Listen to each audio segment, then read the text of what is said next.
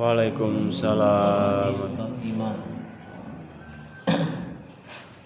Dari Anas radhiyallahu anhu dalam sebuah hadis yang panjang bahwasanya Nabi SAW bersabda, akan keluar dari neraka orang yang pernah mengucapkan la ilaha illallah, sedang dalam hatinya terdapat kebaikan yaitu iman seberat biji jawahut.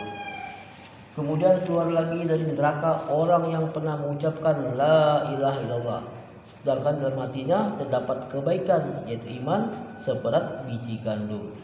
Kemudian keluar lagi dari neraka orang yang pernah mengucapkan la ilaha illallah, sedangkan dalam hatinya terdapat kebaikan iman seberat debu. Hadis riwayat Bukhari.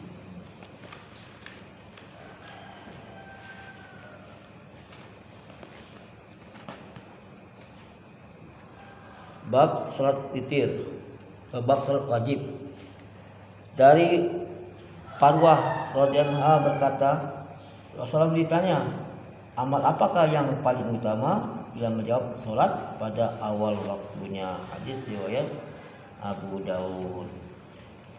Dari Ali radhiyallahu anhu yang berkata, Rasulullah bersabda, wahai ahlul Quran, kerjakanlah salat witir, karena Allah itu ganjil, itu Maha Esa, dan menyukai yang ganjil. Hadis riwayat Abu Daud. Keterangan wahai ahlul Quran, kerjakan witir maksudnya adalah orang-orang yang beriman. Disebutkan Al-Quran secara khusus dalam konteks keesaan Allah, karena Al-Quran turun untuk memperkuat tauhid. Dari kitab Majma'u bi Khairil Anwar.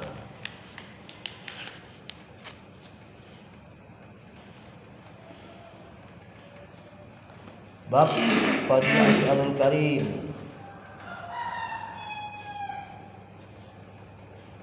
Dari Mu'az bin Anas al-Juhani radhiyallahu anhu, seorang sahabat Nabi SAW, dari Nabi SAW beliau bersabda, barang siapa membaca Qul huwallahu ahad sampai selesai sebanyak 10 kali, Allah akan membangunkan untuknya sebuah istana di surga.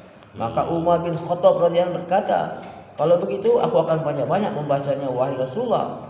Rasul bersabda, Allah lebih banyak dan lebih baik pahala serta karunia-Nya. Hadis riwayat Ahmad.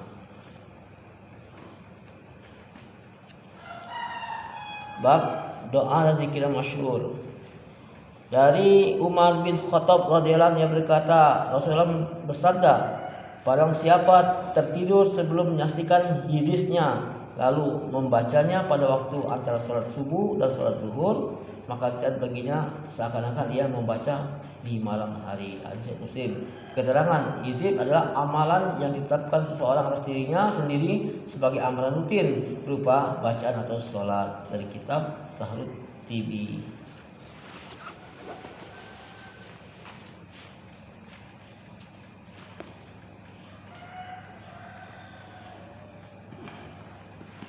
Bab ancaman bagi yang mengganggu orang muslim.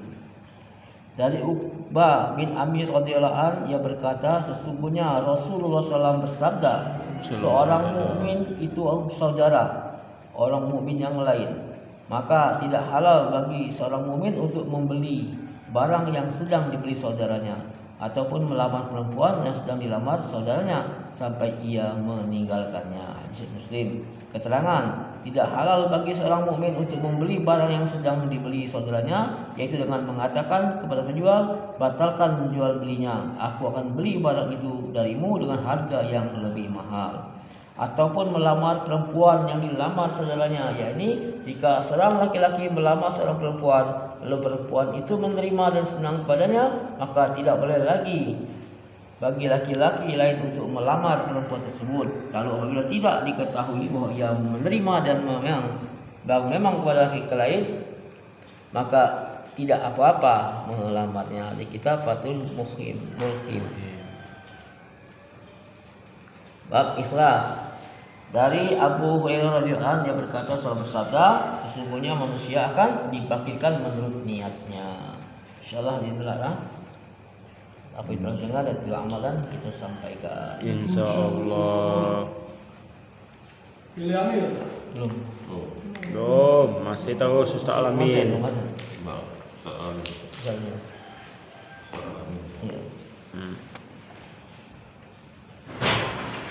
Bismillahirrahmanirrahim.